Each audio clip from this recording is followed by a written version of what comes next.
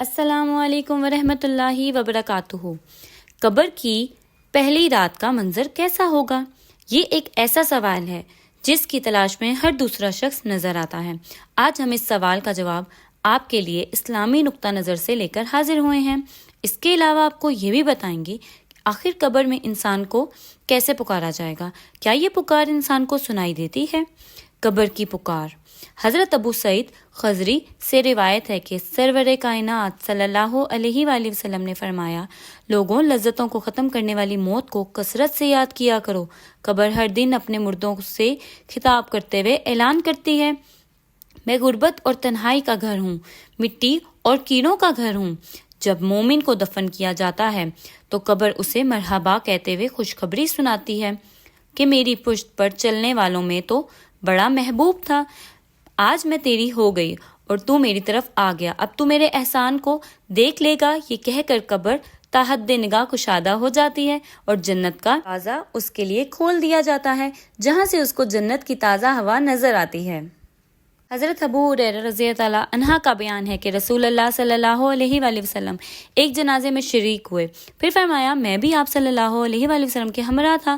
آپ صلی اللہ علیہ وآلہ وسلم ایک قبر کے پاس بیٹھ گئے اور فرمایا، یہ قبر ہر دن بآواز بلند کہتی ہے، اے آدم کی اولاد، تو کیوں مجھے بھول گیا؟ کیا تجھے یہ معلوم نہیں کہ میں تنہائی کا گھر، غربت کا گھر و وحشت کا گھر، کیڑے مکوڑوں کا گھر ہوں؟ میں بہت تنگ گھر ہوں، مگر اللہ جس کے لیے کشادگی کا حکم فرمائے گا اس کے لیے کشادہ ہو جاؤں گی۔ اس کے بعد آپ صلی اللہ علیہ وآلہ وسلم نے فرمایا، اے قبر، تو یا تو جنت کا چمن ہے یا پھر آگ کا ایک تندور۔ حضرت ابو حجاج رضی اللہ تعالیٰ عنہ سے روایت ہے کہ رحمت عالم صلی اللہ علیہ وآلہ وسلم نے فرمایا، مردہ جب تک قبر میں رکھا جاتا ہے تو اس کی قبر اس کو کہتی ہے، اے ابن آدم، تو ہلاک ہوا، تجھے کس چیز نے مجھ سے میں رکھا؟ کیا تجھے معلوم نہ تھا کہ میں فتنہ، تاریکی اور کیڑے مکوڑوں کا گھر ہوں؟ تجھے کس چیز نے مجھے بگاڑ میں کرن کر دیا؟ تو میری پشت پر خوب اکڑ کر چلتا تھا۔ اگر وہ مردہ نیک ہوتا تو اس کی طرف سے قبر کو دینے والے جواب دیتے ہیں، اے قبر، تو دیکھ تو صحیح اس کے اعمال کیسے ہیں، یہ اچھائی اختیار کرتا تھا۔ یہ سن کر قبر کہتی ہے، بے شک یہ نیک تھا، اب میں اس کے لیے سرسبز ہو جاتی ہوں۔ مردے کا جسم اس وقت منور ہو جاتا ہے اور اس کی روح اللہ تعالیٰ کی طرف بھیج دی جاتی ہے۔ حضرت عبداللہ رضی اللہ تعالیٰ عنہ سے روایت ہے کہ رسول اللہ صلی اللہ علیہ وآلہ وسلم نے فرمایا، مردہ قبر میں بیٹھتا ہے اور ان لوگوں کے پیروں کی آواز بھی سنتا ہے جو اس کے جنازے کے ساتھ قبر تک گئے ہوں۔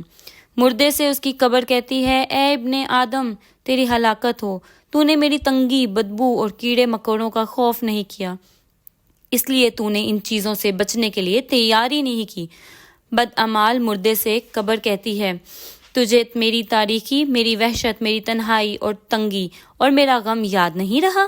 اس کے بعد قبر اس کو جکڑ دیتی ہے، اس کے بعد اس کی پسلیوں کی ہڈیاں ایک دوسرے سے پیوست ہو جاتی ہیں، جبکہ نیک بندوں کے لیے قبر کشادہ کر دی جاتی ہے اور اس کے دائیں ایک کھڑکی کھول دی جاتی ہے جہاں سے اس کو جنت کی ہوا آتی ہے۔ اللہ پاک ہم سب کو قبر کے عذاب سے بچائے، آمین ثم آمین۔